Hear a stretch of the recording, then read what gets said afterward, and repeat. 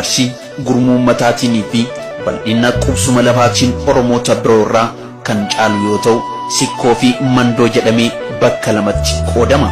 Oromoon Arsii Oromoo biraatiin kan adda ta'uu baatullee sirna fuudhaa fi heerumaa, sirba, weedduu, ilaalii, faaruu, hamuummata, geegayoo, dhawata hiikoo fi kan kana fakkaatan adda addummaa ni qabu. Jechi Arsii arsooma arsichaa fi arsummaa yookaan arsiud jedhamu hundi jecha nama dhaloota gosa Arsii qabu kan ibsu yoo ta'u arsoomni maqaa hiddaa fi dhiiga tokkummaa fi yaboo yookaan waadaa Arsiin ganama walitti kennate dhaamsa akaakilee fi abaabilee ilmaan sikkoo mandooti. Arsoomni nama ilma Arsii ta'e mara biratti maqaa kabajaa, jaalalaa fi obbolummaati. Arsiin sikkoo mandoo jedhamee bakka lamatti qoodama. Sikkoon ilmaan 5 kan argatee fi mandoo ammoo ilmaan 7 kan argate waan ta'eef 5 sikkoo fi 7 mandoo jedhamanii waamaman. Baalee yookiin didaa yoo jennu maqaa lafaati malee uummanni gamaa gamanaa waabee jiru hundinuu Arsii jedhamee beekama. Iddoon yookaan wiirtuun Arsichaa sikkoo mandoo irra caalaan qobatee kan jiraataa turedha. Laga waabee gamana godina Arsii fi Baalee akkanuma kibbabaa Shawaa keessa ta'uun ni beekama.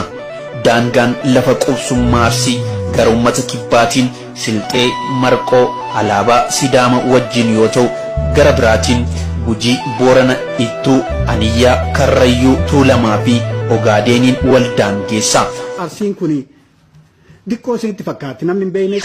Arsii jechuun lafa biyya Arsii waabee fi Awaash jiru oduun ta'in Arsiin bal'aa haga gadhatu hin beektanii maappii kana kun qopheessi arguu hin dandeettanii. Maappiin kun biyyarra deemee laalee Andallollee dhaqee, Ginniirillee dhaqee, Kokkossallee dhaqee, Diidaa Amara waliin ga'ee maappiin kun Arsii nagada fakkaata. Bal'inni isaa kun guyyaa keessa meeqa deemtan keessaa baatanii hin dandeettanii.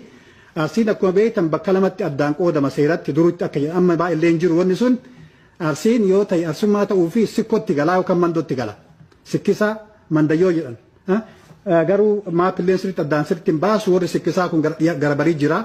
Warri immoo mandoon gara kunoo dhiyaatii fi gara kunoo baaletti isaanitti jira. Kunniin asitti walitti gala. Arsi yoo jedhan nama gosa takkitti odoo hin ta'in saba miliyoona baay'eetti lakkaa'amu. Dur Oromoon akkuma walumaa galatti amantii waaqeffataa kan hordofaa waan tureef amantiin Arsichaallee waaqeffataa akka ture hin shakkisiisu. Yeroo booda garuu uummanni naannoo biroo amantii Islaamaa, Kiristaanaa fi waaqeffataa wayita hordofuu eegalan Oromoon Arsii akkuma Oromoota Baarentummaa biratti sababa adda addaatiin amantaa Islaamaa hordofuu eegalan. Irra caalaan Oromoon Tuulamaa amantii Kiristaanaa akkuma hordofu Oromoon Arsii yookaan sikkoo mandoo Oromoo Baarentummaa birootiin haaluma wal fakkaatuun martinuu amantaa Islaamaa kan hordofan ta'uu ni beekama. Hardhallee namni gosa ilmaan Arsee ta'e hundinuu jechuun ni danda'ama. Parsantii 99 amantaa Islaamaa kan hordofanidha. Arsii keessa gosti yoo abaarate nama balleessuu fi yoo eebbifte nama badhaaftu ni jiran jedhamee dubbatama. Isaanis gosa Awaa 5 jedhamanii waamaman. Gosti kunniin Ammeenyaa, Allujaana, Abroonyee, Atabbaa fi Adaboonyee fa'a jedhamaniiti beekamu. Miseensonni gosa 5 kana Arsii biratti kan kabajamanidha. Arsii keessa gosti Rursee amantii Islaamaa fudhate gosa kanniin akka ta'e ni himama. Warri kunniin ashraafa yookaan gosa guddoo fi kabajamtuu ofin jechuun of waamu. Oromoon Arsii akkuma Oromoota biroo aadaa fi duudhaa bareedaa fi hawwataa kan qabudha. Keessattuu Oromoota Arsii biratti sirni fuudhaa fi heerumaa Oromoota biroo irraa adda kan isa taasisu waan hedduu of keessatti qaba.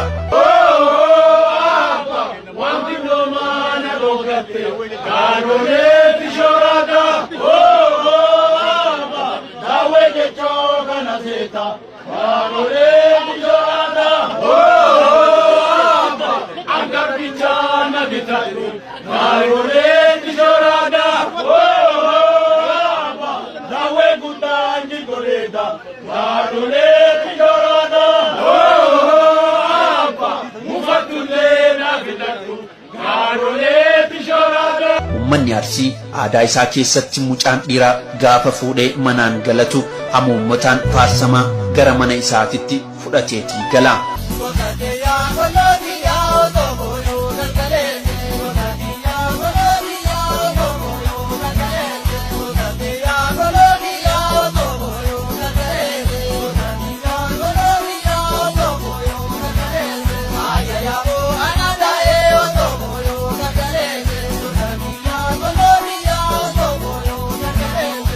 Uffannaan uummata Oromoo fi Arsii kan dhalaa fi kan dhiiraa hundi maqootaa fi ergaa kan qabu akka ta'e ni himama.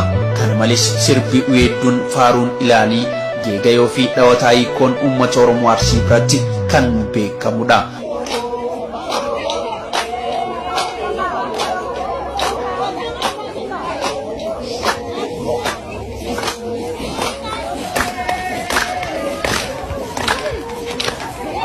Akkuma beekamu ummanni Oromoo dhimma kamuu akka aadaa jalatti hiikkatu ummanni Arsiis sirna kana hanga ammaa itti tajaajilamaa jira. Waa'ee sikkoo mandoo yommuu ilaallu kitaabonni barreeffamanii jiran tokko tokko haalli itti barreessan gaarii ta'ee garuu hayyootaa fi maanguddoota hedduu biratti akka dogongorri jiru ni dubbatama. Hamma ragaa dhugaa irraa arganne tokko mee haa ilaallu funaannannee dhufneeti jira. Ilmaan sikkoo shanan waan ta'aniif shanan sikkoo jedhamanii beekaman. Shanan sikkoo Bulaallaa, Wacaalee, Jaawwii, Waajjii fi Ilaanii jedhamaniiti beekamu.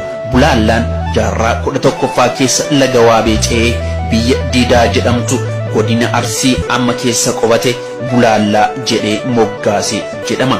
Obboleeyyan Bulaallaa kana booda Waabee caanii biyya Bulaalaa dhufanii hangafummaa Bulaalaa cimsuudhaan qabiyyee isaanii osoo harkatti hin qabin akkuma dhufaatii isaaniitiin darbanii bakka duwwaarra qubatanii moggaafachuu jalqaban. Maqaanotaa fi godinoota Baalee fi Arsii hidda sikkoo fi mandoo irraa kan burqanidha. Sikkoo fi mandoo ta'ee gosa Oromoo bakka adda addaa jiran maqaan akka wal fakkaatu ni argina. Wal fakkeenyi maqaa gosa Oromoo ilaalchisee tumsi lafaa fi gosa walitti hin aanne tokko maqaa gosa tokko kan bakka biraa jiran qabaachuun Oromoota biratti kan beekamudha. Kunillee Oromoota yeroo lafaa barbaaduu deemu ilmaan hangafni lafa abbaa isaa irratti hafa. Ilmi quxxisuun dabaree lafa qullaa barbaade qabata. Hangafaa fi quxxisuun illee bakka qubatanii jiraatanitti lamaanuu maqaa gosa duraanii itti waamamaniin waamamu. Kanaafuu maqaa gosa Oromoo bakka tokko jiru Arsii, Harargee, Baalee, Shawaa, Walloo, Wallaggaa, Iluu Abbaaboor, Gujii, Booranaa fi kan kana fakkaatan keessatti argamuu danda'aniiti jiru. Dheerina yeroo keessaa akkuma adda fagaataa deemaniin maqaa gosa isaanii irra deebi'anii bakka gahan hundatti waan moggaasaniif maqaan gosa tokko heddummaataa deemee maqaa gosa Oromoo bakka tokkotti beekamu iddoo biraatti illee argamuu danda'eeti jira.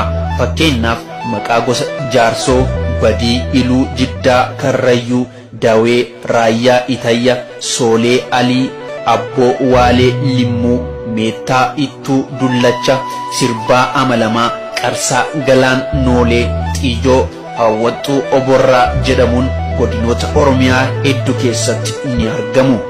Barruun irraa odeeffanne kun akka himutti kitaabni seenaa Oromoo hanga jaarraa 16ffaa bu'aa hojii qorannoo seenaa Oromoo hayyoota hedduun waan ta'eef hojii hojjetamee akka waliigalatti kan nama gammachiisudha. Haa ta'u malee garuu seenaa Oromoo Arsii sikkoo mandoo ilaalchisee qorannoon barreeffamee dhiyaate guutuu kan hin taanee fi dogongora baay'ee kan of keessatti qabu ta'uun maanguddoonni Arsii fi hayyoonni seenaa hedduun dubbataa jiru.